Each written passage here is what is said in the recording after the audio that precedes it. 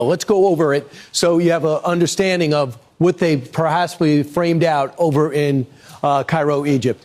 War will end immediately. So the fighting that's still continuing, we saw smoke coming out of Gaza, will cease. I don't think that'll be much of a problem. All hostages alive and deceased to be returned within 72 hours. We don't know when the clock actually starts ticking, but let's say Monday, at which time you'll have 20 plus alive and over 50 bodies collected. Right now, that's taking place, we understand, between all the different factions. There are groups that are holding hostages that are not members of Hamas but have the same militant mindset.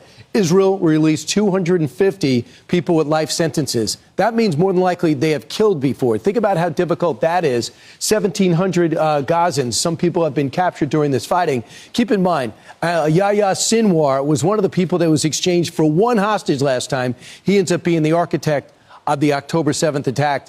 Thankfully, him and his brother are dead. Hamas members could be given amnesty if they decommission their weapons and agree to give up their rockets. That was the sticking point yesterday. We believe somehow they overcame it. Hamas will not have any role in the governance of Gaza, we should hope. Israel will not occupy or annex Gaza. That's not going to be an issue. The issue was really more the West Bank area where the Palestinian Authority mostly has the authority, but I don't think they're looking to take any Gaza. And I don't think that was much of something to be hurdled. Gaza will be governed by a temporary transition government. This is going to be key. And that government's going to be chaired by a peace council by President Trump. And then there's going to be people like Tony Blair, who's given basically his post-prime minister career to trying to find some way forward on a two-state solution or whatever is possible in the area. The question is, if you see Westerners in that region, we know they were targets when the Iraqi transition was taking place, will they be targets again? And the possible path to Palestinian self-determination and statehood. It's all going to be performance-based.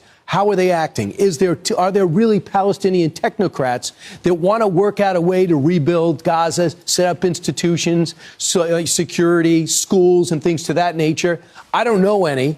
And maybe some of them are in prison right now. We're not sure. If you want to have an idea and a visual of what's going on, this was supplied by the White House. This is essentially Israel, okay? This is Gaza. This is where the walls were breached and the attack took place. Right now, we see the IDF is at the blue line.